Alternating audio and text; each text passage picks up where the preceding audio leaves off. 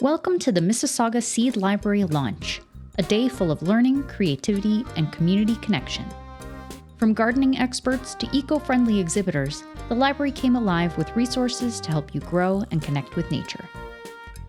This year we had partners who specialize in seeds, gardening clubs, conservation, and climate action. At the garden-inspired illustrated recipe card workshop, Visual Arts Mississauga guided participants in bringing their garden harvests to life with watercolor art and hand lettering, creating beautiful keepsakes. The Grow Your Own Greens workshop taught participants how to grow kale and spinach by making a seed ball, empowering everyone to make a difference in their food independence. We also saw lectures on using wildflowers to create pollinator-friendly gardens, and which plants attract local birds to landscapes. In the container gardening workshop, attendees got their hands dirty, gaining the tools and techniques to planting herbs and vegetables at home.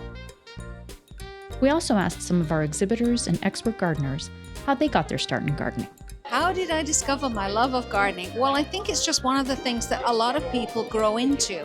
You start with a single pot of herbs or something, and then you try and change your garden from just grass. And you go from there, and you want to learn, and you want to talk to people, and you want to socialize, and the more you do that, the more you want to get involved in everything else, and it's all good. I started gardening when I was about 5 years old. I lived in an apartment in Oakville that had a farm behind it, and the gentleman that ran the apartment was given a garden allotment, and he showed me how to plant corn and flower seeds.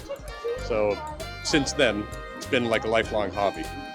I just inherited a garden which didn't look good, so I decided to change it. And I experimented and started loving it, and that's how it was.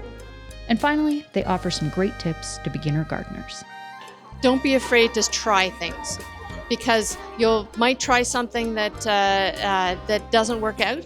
My first carrots, I have very heavy clay soil, so my first carrots actually looked like little people with all kinds of separate little legs on them.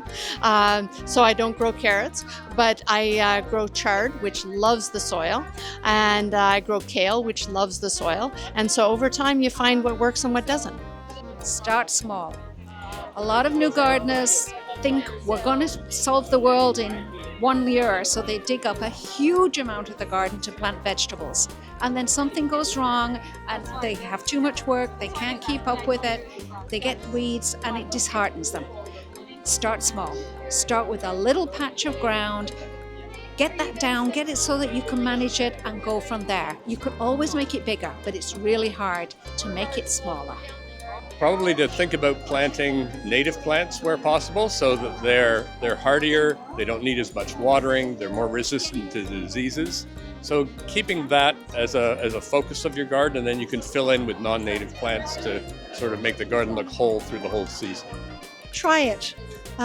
If you don't succeed the first time, try it again, and you'll do well. I know you will. The gardens are for everyone, not just for people, but they're also for the whole entire ecological community, for the insects who use the garden and the other wildlife that uses the garden, and it adds so much more to the experience in inviting those creatures into your garden. Join the Mississauga Seed Library. We want to thank all our partners who made this event possible. And if you missed the event this year, be sure to keep an eye out next year. To learn more about the Mississauga Seed Library, visit mississaugalibrary.ca/seeds.